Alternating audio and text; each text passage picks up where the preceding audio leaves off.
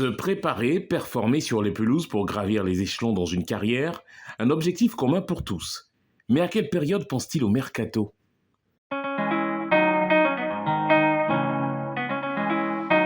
Bon, généralement, moi, c'est en vacances. C'est en vacances parce que dans la saison, pour moi, je suis concentré sur l'objectif du club, sur mes objectifs personnels. Et après, tranquillement, après la saison ou après, généralement, le dernier match, voilà, tu essaies de t'asseoir, faire d'abord un petit résumé de ta saison et puis par la suite, voir les propositions que tu as. Et puis après ça, on envisage s'il faut partir ou s'il faut rester. À quelle période, il peut dire à la phase de retour. Hein.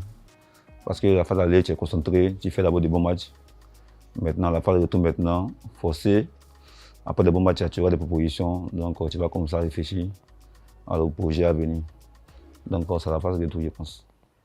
Quand vient l'heure de donner une orientation à sa trajectoire, les yeux et les oreilles sont toujours fixés vers de meilleures conditions, même s'il faut faire face à la réalité.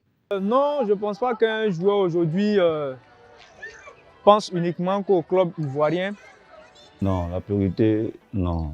Parce que tout joueur, tu veux partir ailleurs, tu veux évoluer, tu veux jouer mieux en Europe, bien sûr. En Europe, encore plus mieux qu'ici. Donc, ce n'est pas une priorité, le club ivoirien. Mais par moment, dans les prises de décision, on n'a pas quand même été aidé par certains dirigeants qui nous trouvaient peut-être jeunes pour aller ou alors qui géraient mal les contrats qu'ils avaient sur la table. La mauvaise orientation de ces présidents-là aux dépens de leur club a fait que par moment nous avons perdu certaines opportunités. Qu'ils aient une ou plusieurs offres sur la table, opter pour un club au détriment de l'autre est une équation à plusieurs inconnus qu'il faut résoudre. Ça dépend de beaucoup de choses. Il y a plusieurs paramètres. Pour faire un choix, c'est très, très difficile. Il faut d'abord voir le niveau du club, comment le club est structuré et les ambitions, les objectifs du club. Et par la suite, voir la concurrence qu'il peut avoir au poste où tu es demandé.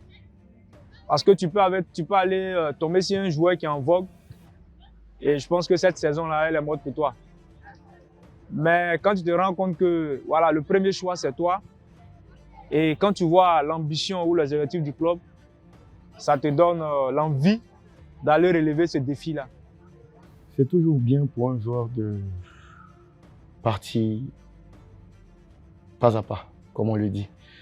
Parce que ça ne sert à rien de brûler les étapes.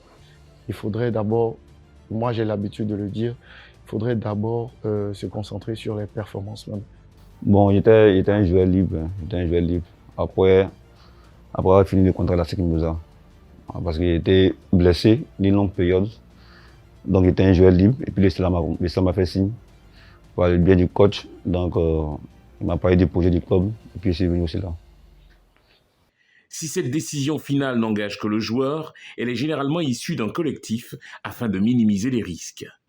En fait, il faudrait dire qu'aujourd'hui, tout le monde fait du conseil sportif, que ce soit des professionnels ou pas. Il faudrait que les joueurs travaillent avec des professionnels. C'est beaucoup plus important. En ne fermant pas les yeux forcément sur soit peut-être l'ami ou la famille, mais il est très important pour un joueur de travailler avec des professionnels. En échange avec des amis qui sont dans le milieu, certains dévanciers aussi, à qui on essaie de soumettre les propositions que nous avons, qui essaient par moment de t'orienter en fonction de leur vécu, en fonction de leur savoir et en fonction de leur expérience, pour essayer de te guider, pour que tu fasses quand même un bon choix.